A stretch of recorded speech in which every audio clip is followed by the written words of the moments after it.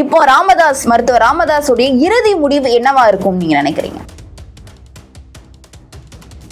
Doctor Anbumani Ramadoss is at the mercy of doctor ஐயா. எங்க ஐயா ராமதாஸுக்கு மெர்சில தான் அன்புமணி இருக்கிறாருன்னு ஆயிப்போச்சு. நான் பொய்யா சொல்ல போறதில்லை. எனக்கு ஐயா மேல பற்றுதல் உண்டு.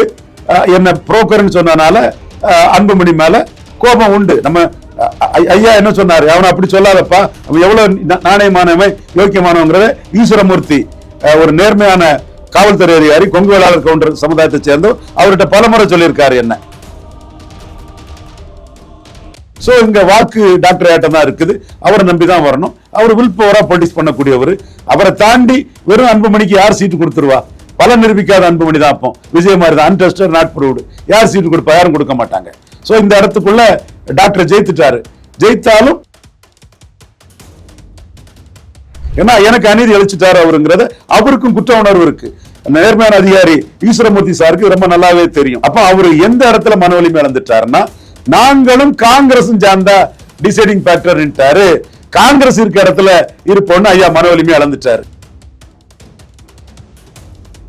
காங்கிரசும் நாங்களும் சேர்ந்து முடிவெடுத்தோம்னா சட்டமன்றத்துக்கு ஆட்சிக்கு வரும்ட்டார். அப்போ அவர் தன்னை நம்பாம மன வலிமை இழந்து காங்கிரஸ் நம்பினாலதான் அவருக்கு அந்த தோல்வி வந்தது. இது இயற்கை நீதி. எண்டு ஜஸ்டிஃபைஸ் தி மீன்ஸ் 98ல அவருக்கு ஒரு பாமகவுக்கு ஒரு கூட்டணி வாய்ப்பை துணைத் தலைவரா, செய்தி தொடர்பாளரா, அரசியல் தலைமை குழு உறுப்பினரா நான் செய்து கொடுத்து கலைஞர் என்ன கடுமையா விமர்சிச்சு 99ல உங்க ஆட்களை டீல் பண்ற மாதிரி இவங்களை டீல் பண்ண முடியாது டாக்டர்.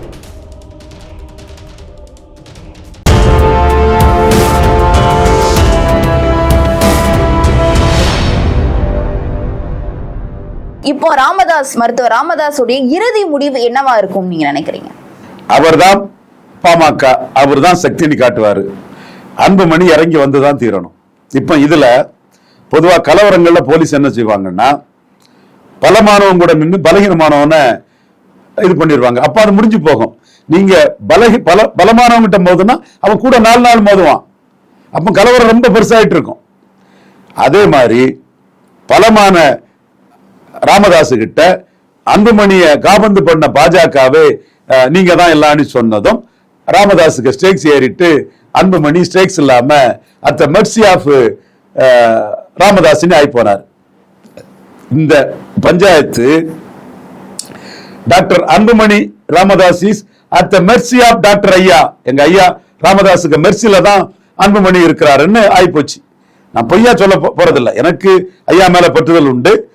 என்ன புரோக்கர்னு சொன்னனால அன்புமணி மேல கோபம் உண்டு. நம்ம ஐயா என்ன சொன்னாரு, அவனை அப்படி சொல்லாதப்பா, அவன் எவ்வளவு நாணயமானவன் யோக்கியமானவங்கிறத ஈஸ்வரமூர்த்தி ஒரு நேர்மையான காவல்துறை அதிகாரி கொங்கு வேளாளர் கவுண்டர் சமுதாயத்தை சேர்ந்தோம் அவர்கிட்ட பலமுறை சொல்லியிருக்காரு என்ன. அப்போ நீ என்ன புரோக்கர்னு சொல்லும் போது உனக்கு ஒரு பின்னடைவு வருது அன்புமணிக்கு. அதை நான் எக்ஸ்பிரஸ் பண்ணதானே செய்வேன். கைத்தட்டல இல்ல அன்புமணிக்கு, கைத்தட்டல இல்லைங்க, வானத்தை நோக்கி பரிதாபமா இருக்கிறாரு. கடைசியில மாவீரன் ஜெய குருவை பற்றி பேசின பிறகு கைத்தட்டல் வருது. அப்ப நீங்க பசுமன் தேவரையாவுக்கு எப்படி முக்குலத்தர் ஐக்கான ஆயிட்டாப்லையோ அதே மாதிரி குரு வன்னியர் ஐக்கான ஆயிட்டு இருக்கிறாரு. அவரை சொல்லிதான் அன்புமணியை கைத்தட்டல் வாங்க முடியுங்கிற ஒரு சூழ்நிலை. அதுக்கு பிறகு டாக்டர் ஐயா சொல்றாரு குருவை இழிவுபடுத்தினார்னு சொல்றாப்புல, அவமானப்படுத்தினார் சொல்றாப்புல. அவமானம் அந்த வார்த்தையை தான் சொன்னாரு. அப்போ அன்புமணிக்க நிலைமை இன்னைக்கு டாக்டர் ஐயா நம்பிதான் யாரும் சீட் கொடுப்பாங்க. டாக்டர் ஐயா நம்பிதான் பாஜக நிற்கும். சோ டாக்டர் ஐயா தான் அங்க உருவம். டாக்டர் ஐயா தான் வன்னியருக்கு பெரிய வெளிச்சம். அந்த அடிப்படையில அவர் ஏறிட்டாரு. சோ அன்புமணியும் அவரை ஒட்டி தான் பெய்யாகணும். அதை மீறி போனாருன்னா அன்புமணிக்கு எதிர்காலம் முடிஞ்சு போகும். சோ இங்க வாக்கு டாக்டர் ஆட்டம் தான் இருக்குது. அவரை நம்பிதான் வரணும். அவர் வில் பவரா பொலிட்டிக்ஸ் பண்ணக்கூடியவர். அவரை தாண்டி வெறும் அன்புமணிக்கு யார் சீட்டு கொடுத்துருவா? பல நிரூபிக்காத அன்புமணி தான். அப்போ விஜய் மாதிரி தான் அன்டெஸ்டட் நாட் ப்ரூவ்டு. யார் சீட்டு கொடுப்பா? யாரும் கொடுக்க மாட்டாங்க. சோ இந்த இடத்துக்குள்ள டாக்டர் ஜெயித்துட்டாரு. ஜெயித்தாலும் மதங்கிறனால ஒரு பெரிய அளவுல சேதாரப்படுத்தல. போதும், இதுக்கு மேல சேதாரப்படுத்தாண்டாம். என்ன இருந்தாலும் மதம் தானே. அதனால தானே எனக்கு ப்ராமிஸ் பண்ண சீட்டை மதம் வந்தது, மகனுக்கு அதை பதுக்கிட்டாரு. இயல்பு தானே, நம்ம ஓப்பனா தான் சொல்றோம். சோ அவர் வில் பவரோட டாக்டர் அந்த இடத்துக்குள்ள நின்று அரசியல் பண்றாரு. அவருக்கு வில் பவர் ஜெயித்துட்டு, வில் பவர் தோத்த ஒரு இடமும் செல்ஃப் ரியலைசேஷனோட நான் சொல்றேன். வேணா சட்டக்காலரை தூக்கி போட்டுக்கிறேன். 2009ஆம் ஆண்டு அவர் என்ன சொன்னாருன்னா, நான் அவருக்கு எதிராக அதிரடியா பல அரசியல் பண்ணிட்டு இருக்கேன். புள்ளி உரங்கள்லாம் கலைஞர் குடும்ப உறுப்பினர்கள், திமுக சார்ந்தவர்கள், கலைஞர்கிட்ட எல்லாம் ரெப்ரசென்ட் பண்ணிட்டு இருக்கிறேன். அப்ப உளவுத்துறையில ரொம்ப நேர்மையான ஒரு அதிகாரி, கொங்கு வேளாளர் கம்யூனிட்டியை சேர்ந்தவர், ரொம்ப very honest to the core அவர் இருந்தார். ரொம்ப இன்டெலிஜென்ட் ஆபீசரும் கூட அந்த உளவுத்துறை இதுல அவர் இருந்தார். அப்ப நான் புள்ளி உரங்கள் எல்லாம் கொடுத்து 2009 பாமக எங்கெங்கெல்லாம் பலையனப்பட்டு பாமகவை எப்படி தோக்கடிக்க முடியும், ஈஸியா பாமகவை தோக்கடிச்சிடலாம் அங்கிற விவரங்களை எல்லாத்துக்குமே கொடுத்துட்டு இருக்கிறேன். திருமாவளவனை பயன்படுத்தியே கடலூர் டிஸ்ட்ரிக்ட்ல 2001 பாமக நிறைய தோத்துட்டு, அதே மாதிரி விஜயகாந்துக்கு வருக பாமகவை வீழ்த்திடலாம். இப்படி நான் ரொம்ப புள்ளி உரங்களை கொடுத்து பரபரப்பு.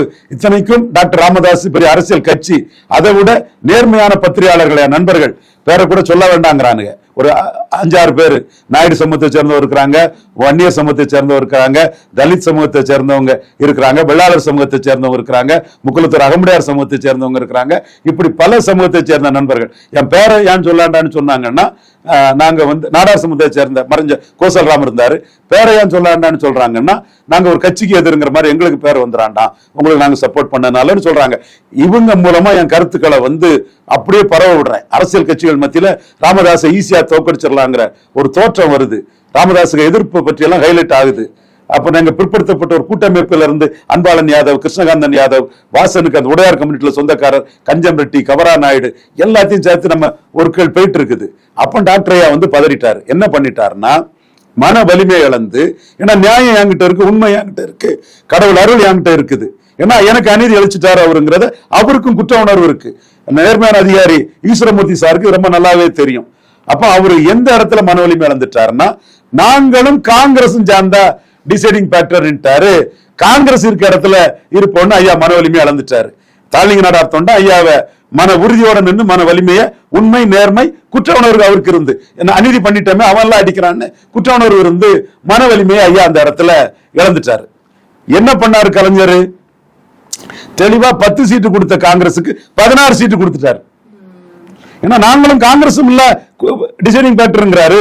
இங்க டெல்லி நண்பர்கள்ட்ட பேசிட்டு இல்ல நாங்க முடிவெடுப்போங்கிறாரு. தமிழன் எக்ஸ்பிரஸ் ஆசிரியர் காசிநாதன், ஒரு வல்லம்பர் கம்யூனிட்டி சேர்ந்த என் ஃப்ரெண்டு, ஒரு திமுக கிளை செயலாளர் இருக்க மகன், அவரு என் கூட முழுமையா இருந்தாரு. அப்ப எல்லா விஷயங்களும் அவரும் நமக்கு சொல்லுவாரு. இப்ப அவரை மட்டும் பேர சொல்லிட்டேன். ஓகே, அது ஃப்ளோல அவர் ராமதாஸ் மேலேயும் நல்ல மதிப்பு மரியாதை கொண்டவர் தான். ஓகே, அந்த இதுல ராமதாஸ் பேசவும், குலாம் நபி ஆசாத்திட்ட பேசுறோம், காங்கிரஸ் நண்பர்கள்ட்ட டெல்லியில டிஸ்கஸ் பண்றோம், டக்குன்னு கலைஞர் 10-16 ஆக்கி காங்கிரஸ் லாக் பண்ணிட்டாரு. காங்கிரஸ் லாக் பண்ணதும் பாமகவுக்கு கொடுக்க சீட் இல்ல. உடனே கலைஞர் என்ன பண்றாரு, திருமாவளவனுக்கு 2 சீட்டு கொடுத்துறாரு. அதுக்கு பிறகு 2009 அனைத்து சீட்டிலையும் டாக்டர் ராமதாஸ தோக்கடிச்சு காட்டிடுறாரு கலைஞர். மு.க. ஸ்டாலினுக்கு பங்களிப்பு அதுல பெருசு. ஏன்னா கலைஞர் அப்ப டாக்டர் இன்னொரு வார்த்தை சொன்னாருன்னா, காங்கிரஸும் நாங்களும் சேர்ந்து முடிவெடுத்தோம்னா சட்டமன்றத்துக்கு ஆட்சிக்கு வரும்ட்டார். அப்போ அவர் தன்னை நம்பாம மன வலிமை இழந்து காங்கிரஸ் நம்பனாலதான் அவருக்கு அந்த தோல்வி வந்தது. இது இயற்கை நீதி. எண்டு ஜஸ்டிஃபைஸ் மீன்ஸ் 98 அவருக்கு ஒரு பாமகவுக்கு ஒரு கூட்டணி வாய்ப்பை துணைத் தலைவரா, செய்தி தொடர்பாளரா, அரசியல் தலைமை குழு உறுப்பினரா நான் செய்து கொடுத்து, கலைஞர் என்ன கடுமையா விமர்சிச்சு 99 உங்க ஆட்களை டீல் பண்ற மாதிரி இவங்களை டீல் பண்ண முடியாது டாக்டர், எம்பிஆர் ஆக்கி விட்டுட்டு சிரமப்படாதீங்கன்னு கட்டையை போட்டு பண்ணின இதுக்கு நான் மனித நீதிக்கு மனித நீதினு 2009 அரசியலை பண்ணிட்டேன். அதுக்கு கேப்டன் விஜயகாந்துக்கு செல்வாக்க காட்டி கலைஞர்கிட்ட நான் அரசியல் த்ரெட்டை கொடுத்ததுதான் பெரிய இது. ஜெயலலிதாவும் விஜயகாந்தும் சேர்ந்தா 40 சீட்டும் கலைஞருக்கு தோத்து போகும்னு சொன்னனாலதான் பாமகவை சேர்த்து அணிய பெருசாக்குனா ஜெயலலிதா விஜயகாந்த் சேர்த்துருவாங்கன்னு 2009 கலைஞர் பாமகவை கலத்தி விட்டுட்டாரு. சோ பாமக அந்த இடத்துக்குள்ள தோல்வி அடைகிறாங்க. இதுதான் டாக்டர் மனவலிமை இழந்த இடம். ஆனா உண்மையும் நேர்மையும் நாணயமும் மனித நீதிக்கு மனித நீதிங்கிற கூடிய அந்த என்னுடைய துணிவும் நாலேஜ் ஒர்க்கும் என்கிட்ட இருந்து, கடவுள் அருளும் என்கிட்ட இருந்தது. அது ஈஸ்வரமூர்த்தி போன்ற நேர்மையான கொங்கு வேளாளர் கவுண்டர் சமூக அதிகாரிக்கு தெரியும். அதை தாண்டி டாக்டர் ஐயா எந்த இடத்திலையும் மன வலிமை இழந்தது கிடையாது. யாருமே ஈழ பிரச்சனையை பேசாத போது 7 வருஷம் முன்னாலும் 70 வருஷம் முன்னாலும் வேலுப்பிள்ளை பிரபாகரனுக்காக நான் பேசணும்னு துணிச்சலா நின்னது டாக்டர் ஐயா தான். அந்த அளவுக்கு வேற யாரும் நிக்கல.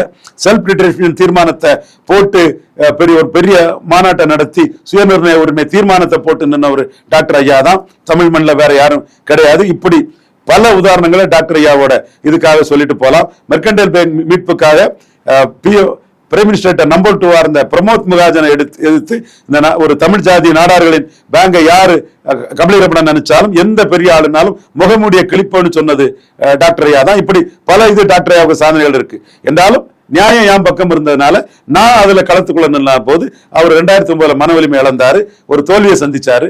இது வரலாறு. ஆனா இப்போ அவர் 100 தொகுதியில நம்மள மீறி எதுவும் போகாதுன்னு மன வலிமையோட நிற்பார். கண்டிப்பா. இப்ப அரசியல் சூழல்ல இருக்கக்கூடிய பல விவரங்களை எங்களோட பகிர்ந்தமைக்கு நன்றி. நன்றிமா.